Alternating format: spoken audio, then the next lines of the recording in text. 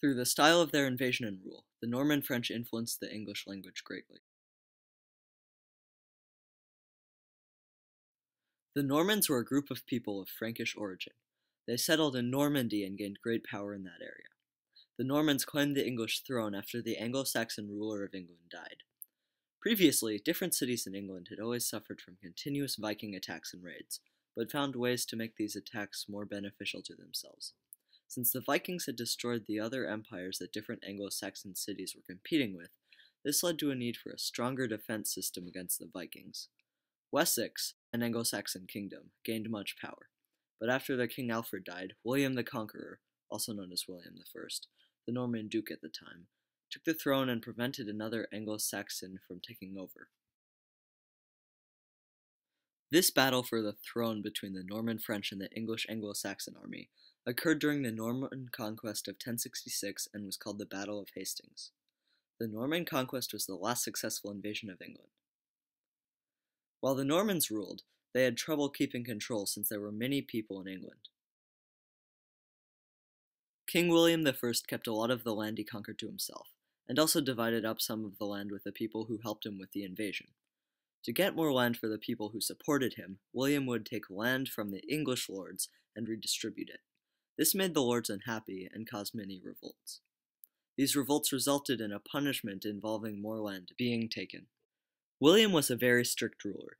He had forced marriages between the English people and the Normans so that the land could be inherited by the people who he wanted. A lot of his rule was also spent outside of England, so William set up a system so that it was possible for him to rule while not being in England in person. After the Normans took over, they got rid of a lot of native things in the area and replaced it with more foreign ideas. Examples of this are the implementation of aristocracy and the Anglo-Norman French language. A lot of the words and grammar in this language had permanent effects on modern English. These effects will be further discussed later. The Normans were not the only people to conquer England, nor were they the first. The Vikings, who came before them, also played a big role in the transformation of the English language. These two groups influenced English in different ways. This was due to the major differences between the two invasions. First of all, the Norman invaders were considerably more aristocratic than the Vikings were.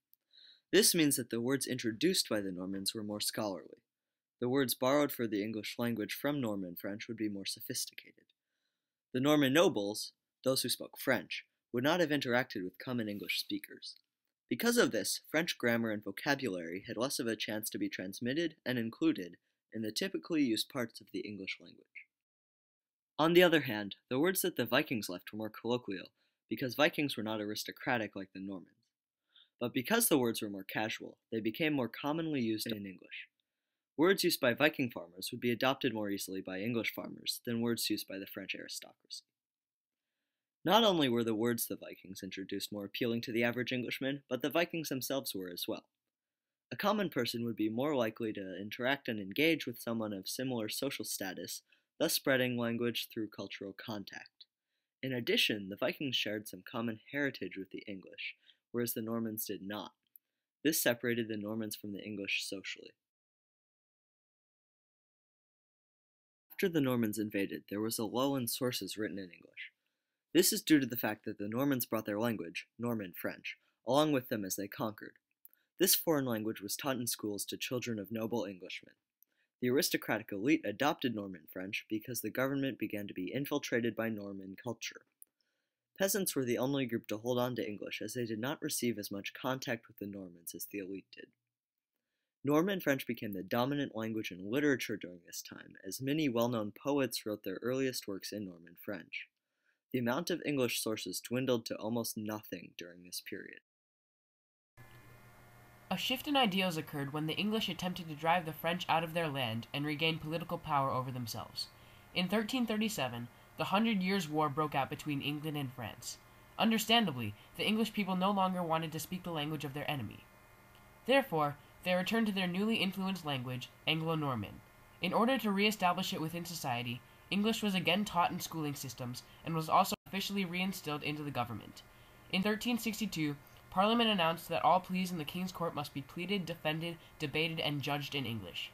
In addition, Geoffrey Chaucer, along with other poets, worked together to deal with the issue that there was no sophisticated literary form of English. Therefore, Chaucer specifically was a large influence because he borrowed many Norman French and Latin words. Norman French was the first language he spoke, thus he picked words that he had previously encountered. He wrote what would become a very large literary source for people looking back on that time, titled the Canterbury Tales.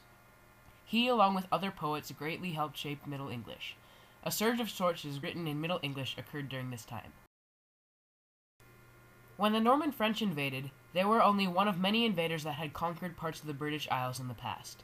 However, they were able to achieve relatively long-lasting control from 1066 to the Hundred Years' War, which began in 1337 and ended in 1453.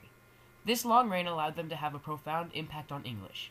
While other conquerors influenced the English language, none had quite the impact that the Norman French did. Mainly, French contributions to English include governmental terms, as well as legal terms, words about clothing, words about food, especially food eaten by the elites, such as various meat items. This is the main reason we have different words in English for meat at a table compared to a live animal anywhere else. By the end of the period of French occupation, Old English had evolved into Middle English. Between Anglo-Saxon and Norman French, we see many pairs of words that once carried an identical meaning, but have developed different connotations over time. Examples of such pairs include amity and friendship, conceal and hide, and commence and start. These are just a few examples of a very long list. These words, though meaning nearly or exactly the same thing, are generally used in different contexts, the former in a more formal or high-class speech, and the latter in a more relaxed and informal speech. For example, one might say, "This evening we will commence with a speech from our keynote speaker." On the other hand, people could also say, "Tonight we'll start with a speech from our speaker." Though these two phrases convey the same meaning, they may carry different implications about the speaker and the context in which he or she is speaking. In conclusion, the Norman French influence on English can be seen in the social and cultural context of the Norman conquest. Because Normans were more aristocratic, they influenced the nobility of the land they conquered. Therefore, when words were borrowed from Norman French, they developed subtly different connotations, which made them more sophisticated than the pre-existing vocabulary of English. This process was in large shaped by noble poets who wrote after the Hundred Years' War. With the aid of Norman French, Middle English was able to emerge and become one step closer to the English language many people speak today.